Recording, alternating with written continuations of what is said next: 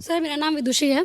जैसे कि अभी आपने बोला कि मुसलमानों पे बहुत जुल्म हो रहे हैं, ऐसे तो क्या आप मुझे बता सकते हैं कि क्या जुल्म आप देखते हैं मुसलमानों पे हो रहे हैं? देखिए मैं बता रहा हूँ आपको, उनकी एक हायर एजुकेशन की मौलाना आज़ाद फेलोशिप थी, वो बंद कर दी। मौलाना आज़ाद एजुकेशन फाउंडेशन के थ्रू मुस्लिम इदारों को मदद मिलती थी, वो बंद कर दिया। ह्यूमैनिटी अफेयर्स मिनिस्ट्री थी, उसके बजट को 25% कर दिया।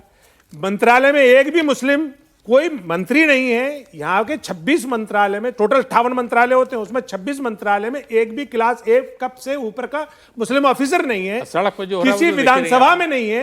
सड़कों पे आप मॉब लिंचिंग आम देखते हैं, ट्रेन में दाढ़ी और टोपी वाले को पकड़ के मारा जाता है। मस्जिद में अगर जगह फुल हो जाए और किसी वजह से नमाज पढ़ने बाहर आ जाए तो मेरठ का कमिश्नर कहता है कि आपके पासपोर्ट रद्द हो जाएंगे।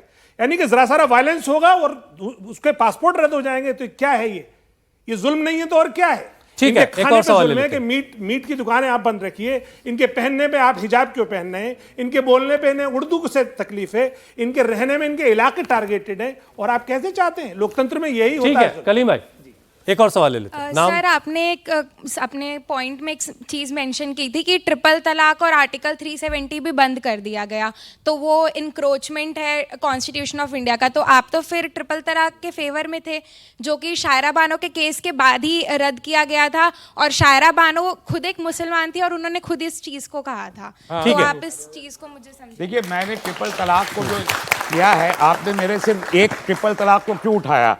मैंने 370 भी कहा, मैंने CAA भी कहा, मैंने इमिग्रेशन के जो अभी लॉज चेंज किए हैं उनको भी कहा, मैंने भारतीय न्याय संहिता को भी कह रहा हूं, उसमें एक ट्रिपल तलाक भी है। ट्रिपल तलाक में सुप्रीम कोर्ट का एक जजमेंट है जिसकी हम हिमायत करते हैं खुलेआम, जिसमें इंस्टेंट ट्रिपल तलाक को स्ट्रक डाउन कर दिया, उसकी हिमायत करते हैं। लेकिन जो लॉ गवर्नमेंट लेकर आई है वो गलत है, हम उसकी मुखालफत करते हैं। हम इंस्टेंट ट्रिपल तलाक की हिमायत नहीं कर रहे हैं। मतलब तो ये है ना कि कम्युनिटी अगर किसी चीज को नहीं संभाल पा रही है तो सरकार जिम्मेदारी लेने के लिए आगे बढ़ रही, यही बात कही जा रही है। आपसे नहीं संभल रहा वक्त, इसलिए हमारे साहब रहमानी साहब नहीं वक्त हमसे नहीं संभाल रहा, ये तय करने का काम सरकार का नहीं है।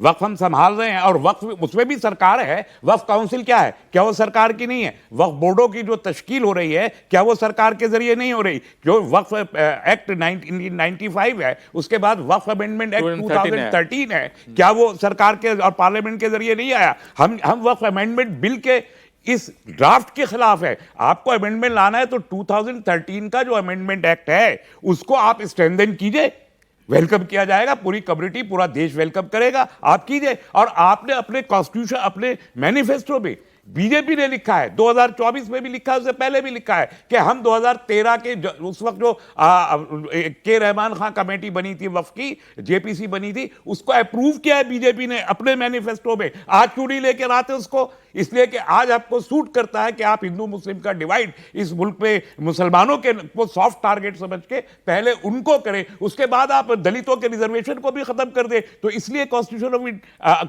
अमेंडमेंट की जरूरत नहीं रही, कॉन्स्टिट्यूशन का फ्रेमवर्क बदल गया।